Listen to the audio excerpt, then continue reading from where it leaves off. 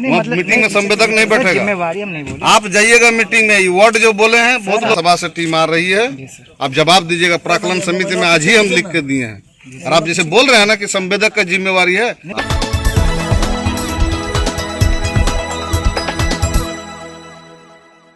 में आप काम करने वाले हैं ना, हम डिपार्टमेंट का आदमी, डिपार्टमेंट का है ना, मुंह मत लगाए। जो पूछ रहे हैं बात को सुनिए। इनको पहचानते हैं। विधायक जी तब एक विधायक के साथ इस तरह बात करते हैं, आपको जिम्मेवारी नहीं है कि इस तरह का काम हो रहा है तो हम पूछेंगे आपसे। इनको बता दीजिए जो भी है, जो नहीं जानते बोल दीजिए हमको नहीं पता है सर, या इसके बारे में हमें जानकारी नहीं। ठीक है, संवेदक नहीं है तो संवेदक काम करता है, इसे जिम्मेवारी नहीं आपको कि संवेदक इस तरह का काम कर रहा है। को संतुष्ट करना आपका काम है। क्षेत्र की जनता शिकायत करेगी, क्षेत्र में काम हो रही है तो हम आप लोग से पूछेंगे, तो आप संतुष्ट कीजिए कि जो जनता का शिकायत है वो सही है गलत है। कहाँ है जी, देखिए इतना डस्ट जो चारों तरफ गिरा हुआ है, डस्ट से देखिए जुड़ाई हो रहा है, चारों तरफ डस्ट से जुड़ाई हुआ है, दीवार का ये कंडीशन है, रड लोग डालता नहीं है। ये काम आपको देखना है ना, क्या संवेदक को छोड़ दिए हैं लुटकाई करने के लिए? तो फिर कैसे बोल रहे हैं कि हम संवेदक नहीं है? आपने सर देखे अभी सर जस्ट 2 दिन पहले चार्ज लिए हैं एक्जीक्यूटिव मजिस्ट्रेट धनबाद, 4 दिन जीआरडीए का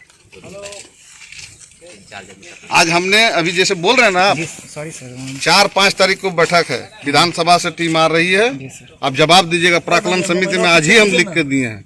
और आप जैसे बोल रहे हैं ना कि संवेदक का जिम्मेवारी है, वहाँ मीटिंग में संवेदक नहीं बैठेगा। जिम्मेवारी हम नहीं बोले। आप जाइएगा मीटिंग में, वर्ड जो बोले हैं बहुत लोग रिकॉर्डिंग किया है, जानकारी नहीं सर, क्षमा कर दिया, बहुत लोग रिकॉर्डिंग किया है, समझे। दूसरी बात है कि आपका विषय रिकॉर्डिंग है, हम अवमानना का विषय लाएंगे आपके विरुद्ध में विधानसभा में। क्षमा मांग रहे हैं।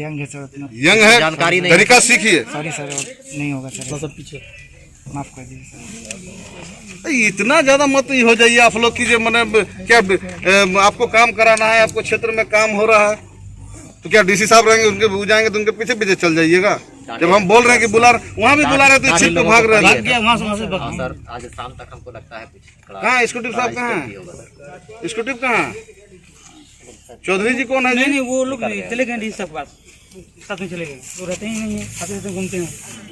और आप लोग का संवेदक का इतना मनोबल बढ़ जाए। आपका जीआरडी आप देख रहे हैं ना, एक मिनट रुकिए, जीआरडी देख रहे हैं, आपका जमीन को इतना बड़ा खंड को घेर रहा है। अभी तुरंत बुलाए हैं सर, डीसी साहब आपने से फोन किए हैं साहब को कि अपने या कर्मचारी का तुरंत भेजें, बुलाकर आप अगर नहीं, यदि नहीं आपका अधिकृत जमीन नहीं है तो उसमें कोई आपत्ति तुरंत अभी रोक देना है और रिपोर्ट नहीं, रोकने के साथ वैसे संवेदक, जो संवेदक आवास निर्माण में लूट मचाया हुआ है, वो संवेदक आपका भूखंड को भी लूट रहा है, उसको एकदम अविलंब काली सूची में दर्ज कर उस पर एफआईआर करके उसके कंट्रोल कार्रवाई उसके ऊपर कीजिए।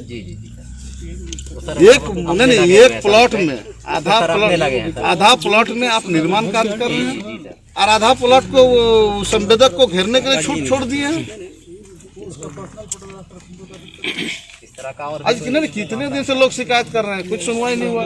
अभी आप उसको बुला के देख लीजिए और उसके बाद जाइएगा। ये जिम्मेवारी है आपका खंड है, हाँ वहाँ जहाँ पर गाड़ी मेरा खड़ा था, ये जिम्मेवारी आपका बनती है कि आपका भूखंड है, उस भूखंड में को लूटने का जो प्रयास हो रहा है, भूखंड को जो मैंने लूटा जा रहा है, घेराबंदी कर रहा है, इसको आप देखें। अच्छा आपको बोला गया है सर, बोला गया था, हम तो खुद अगर गलत हुआ है सर, सुनिए ना, सर का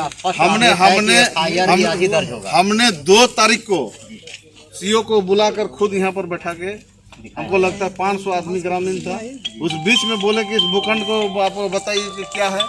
तो आज 2 तारीख से कितनी तारीख हो गया, 21 तारीख हो गया। 20 दिन में सीओ रिपोर्ट नहीं दे सकता है, तो आपका जमीन लूट रहा है, तो हम आपका जमीन को बता रहे हैं कि सर आप देखिए, सौभाग्य है कि आप हमको बता रहे हैं, तो काम उनका था सीओ साहब का। अच्छा, इस तरह का मामला में तुरंत अच्छा देखिए ना, एक बात बताइए कि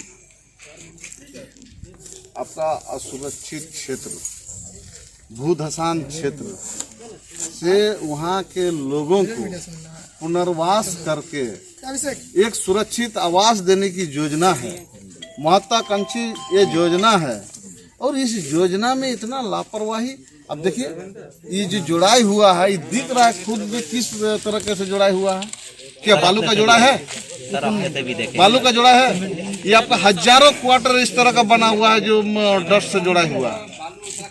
कल ये घटना घटेगा, इसके जिम्मेवार कौन होगा? पुनर्वास योजना के तहत जरेडा द्वारा बलगड़िया न्यू कॉलोनी में हजारों हजार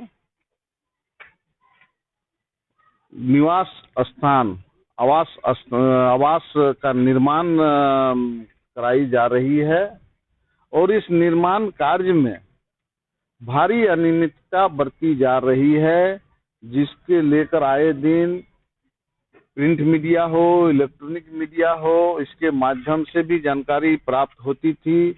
आम ग्रामीणों के द्वारा भी ये शिकायत बराबर के ओर से प्राप्त हो रही थी।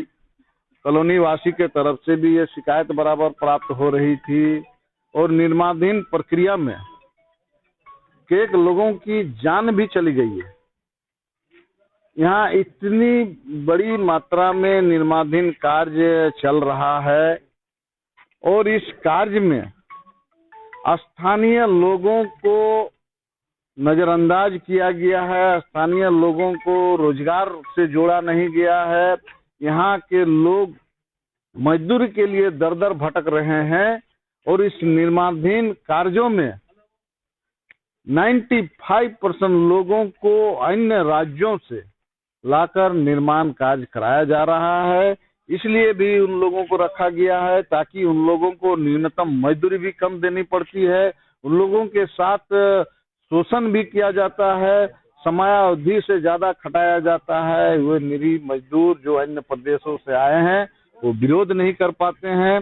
स्थानीय लोगों को रखने से इन लोगों को ये मुसीबत, दूसरी उपायुक्त को हम इन सारी विषय से अवगत कराएं और तो बड़ी फर्जीवाड़ा आवास निर्माण में सबसे बड़ा घटिया निर्माण पूरे हमको लगता है कि इस जिला में ही नहीं राज्य का सबसे बड़ा इतनी बड़ी आवास निर्माण हो रही है और इस आवास निर्माण में सबसे बड़ा घोटाला यदि हुआ है तो झरिया पुनर्वास योजना में हुआ है। इसमें हजारों हजार आवास को डस्ट से जोड़ दिया गया। आए दिन सभी साइड में डस्ट रखा हुआ है, डस्ट मिलाया जा रहा है, डस्ट से जोड़ाई किया जा रहा है, डस्ट से ढलाई किया जा रहा है। बालू का इस्तेमाल नहीं किया जा रहा है, बालू का कम इस्तेमाल किया गया है। और अभी जब किसी इलेक्ट्रॉनिक मीडिया के द्वारा डीडीसी से पूछा गया, विकास आयुक्त से, हमने उस में सुने भी तो उन्होंने कोरोना काल में बालू का उपलब्धता नहीं होने का हवाला देकर इस तरह का बात कहने का काम किए हैं।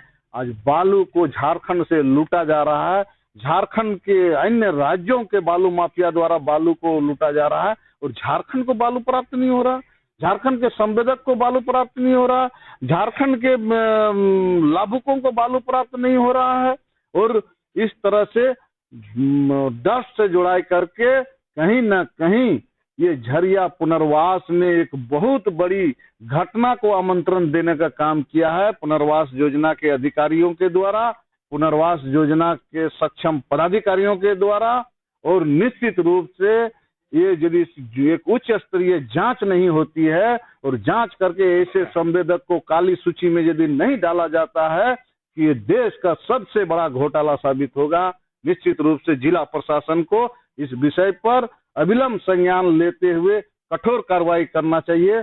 अभी उपायुक्त महोदय भी कह रहे थे कि इसमें यदि खामियां हुई है तो निश्चित रूप से जांच करेंगे और उच्च स्तरीय जांच टीम गठित करके इन सारा विषयों का अवलोकन कराएंगे। प्रशासन राज्य के कोई भी योजना को संचालित करते हैं जिला प्रशासन, और जिला प्रशासक के रूप में उपायुक्त ने जब ग्रामीणों के समक्ष ये आश्वस्त करने का काम किए हैं कि उच्च स्तरीय टीम गठित करके इसका जांच कराऊंगा। निश्चित रूप से जांच होना चाहिए और ऐसे संवेदक को काली सूची में डालकर कठोर कार्रवाई करने का काम सरकार करे। खबरों में बने रहने के लिए चैनल को लाइक करें, सब्सक्राइब करें और बेल बटन दबाना बिल्कुल ना भूलें।